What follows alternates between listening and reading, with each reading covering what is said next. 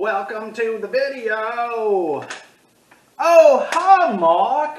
Welcome to All About the Music. I'm Chris Norwood, your host, and I'm on a journey to hear every song ever recorded, and I'm bringing you all the information that I gather from that experiment. Even though I'll never hear every song ever, I have listened to a lot of music, and I have already tackled the entire discography of famous hard rock group Guns N' Roses. They actually formed the same year that I was formed, so that's really a little factoid for you. So I guess they're coming up on 35 years of Guns N' Roses. So very exciting times. And let's just jump right into it. I'm going to be obviously starting with the worst, working my way up to the top as we do. And let's just get right into it. Okay. So, Guns N' Roses don't really have any horrific albums, and they don't really have any perfect albums in my opinion. I am a huge Guns N' Roses fan, but none of their albums are 100% rocking. So that being said, I was a little bit surprised I had to cut there for a second because my lowest ranked Guns N' Roses album is going to be, I was really surprised, but I did a lot of research before I did this, and Use Your Illusion won just by strictly percentage wise. I just don't like as much of this record as some of their others. It's got Live and Let Die, November Rain, and some other classics. But overall, I mean, and those are, November Rain, so that's pretty good. If your worst album is the one with November Rain on it, I think, Guns N' Roses are doing some things right. I just, I don't really go back to this one a lot. I do love some November Rain. I mean, gosh, man, how many times have you cried to that song, to that video? The guy in the church and the other guy. It's amazing. So let's move on to bigger and better albums in my opinion.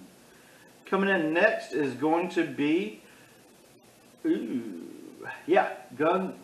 N' Roses Lies. GNR Lies.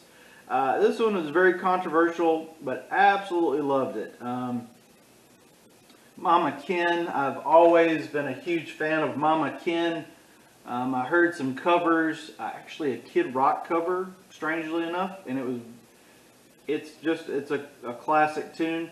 Patience, Used to Love Her, and the controversial, well, actually probably Used to Love Her is probably very controversial too. My dad's been rocking that anytime I get in his truck lately. He's been blasting Used to Love Her.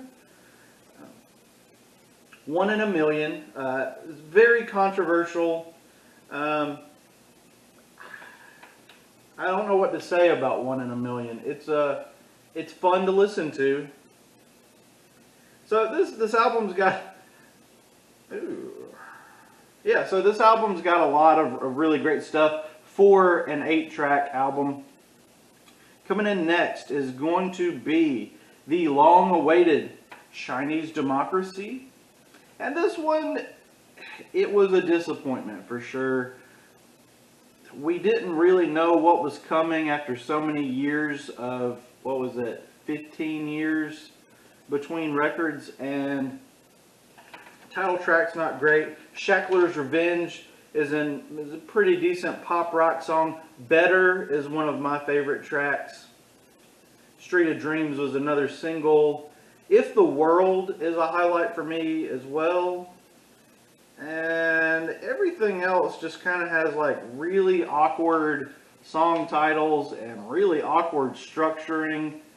And it really was not worth the wait. It was good. It doesn't deserve a lot of the hate that it gets. But man, it could have been a whole lot better in my opinion. It could have been more compact and a little bit better put together in my opinion. So coming up next is going to be, how many more do we have? We got 3 more Guns N' Roses records. This one, Use Your Illusion 2. And I've always liked this one much better than Use Your Illusion 1. Civil War is one of my favorite songs. Knocking on Heaven's Door, the Bob Dylan cover, is great, fantastic.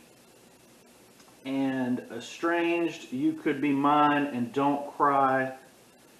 It's just really great. Those are some of my favorite singles from Guns N' Roses are on Use Your Illusion 2. So, big fan of that one. That one's pretty solid. I got a lot of good songs on there. Okay, are you guys ready for my top two Guns N' Roses picks? Now, I think my overall order is kind of controversial. We'll just have to get there. So coming up next, coming in secondly with this horrible, horrible, horrible album cover. What the crap is this?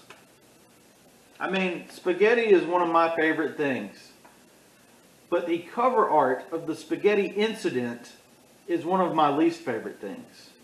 Why? Who, what, where, how did anyone think that this was good? Some more controversy too. Let's see what else we got on here. A lot of really cool cover songs. You Can't Put Your Arms Around a Memory. I need to revisit that because I've recently been enjoying Billie Joe Armstrong's version. And Look at Your Game Girl is really good. Yeah, it's just a really great covers album.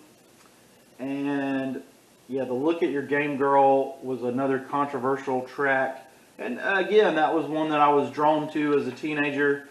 So I feel like the Spaghetti Incident was just a whole lot of fun compared to their other albums.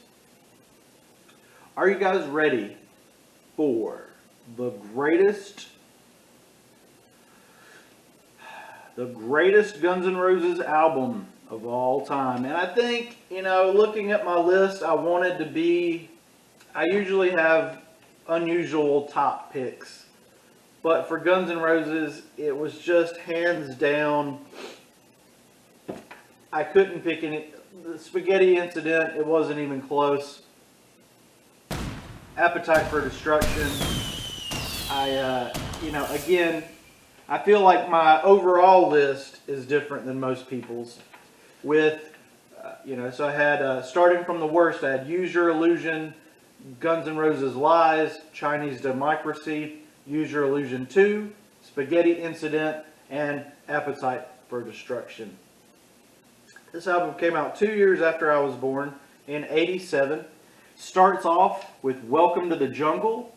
Classic tune. Everybody in the world's heard it. Had a back hair itch. Hair of the dog! Hair of the dog! It's So Easy is great. I'm not a fan of Night Train. I don't know why. It's not really doing it for me. But Mr. Brownstone, Paradise City, Sweet Child of Mine. I mean, this is classic rock radio, all over the place. This thing was massive. This thing was ridiculous. It was released in July 21st of 1987 on Geffen Records. And let's see how it did. Oh my goodness. One of the best reviewed albums of all time. All Music, 5 stars. Encyclopedia of Popular Music, 5 stars. Entertainment Weekly, A. Music Hound Rock, 5 out of 5. Pitchfork, 10 out of 10. Rolling Stone, 5 out of 5. Rolling Stone Album Guide, 5 out of 5. Spin, 5 out of 5. There's a few negative ones, but we'll get to that. Christgau's Record Guide, B-, which is still good. I would probably give it a B. I'd give it an even B. And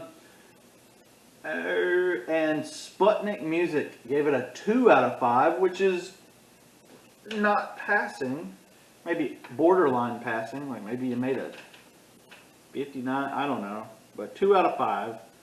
So not great. It is, Rolling Stone calls it the 27th best album of the 80s. The 62nd greatest album of all time. 50 heaviest albums of all time. I don't think it's anywhere near the heaviest album of all time. That's a little bit ridiculous.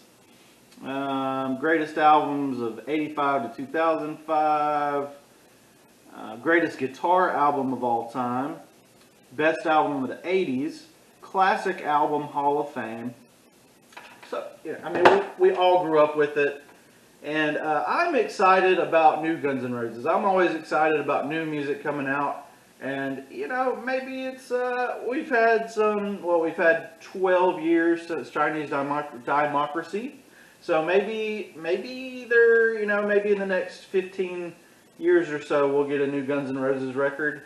And heck, maybe they'll switch. Maybe Brian Johnson will come and sing vocals for Guns N' Roses. Maybe we can just do away with Axl Rose altogether. I'm just kidding. I know we've had a lot of issues with Axl Rose over the years. I feel like he's got some personal problems, but we all do, and you know, I'll give him a pass. I've never had him ruin a concert experience for me, but I've never seen Guns N' Roses in concert. I would love to see them, but I'd be a little bit weary. I don't know. I might not go see Guns N' Roses just for the Axl Rose nonsense. But hey, this has been Ranking the Studio Albums. I'm doing all kinds of videos. Might do some Guns N' Roses covers on my guitars back here. Might do some album reviews. So please like and subscribe for more music nerdiness. Other than Anthony Fantano. I love Anthony Fantano, by the way. Anyway, Guns N' Roses for life. Boo, boo, boo, boo, boo, boo, boo.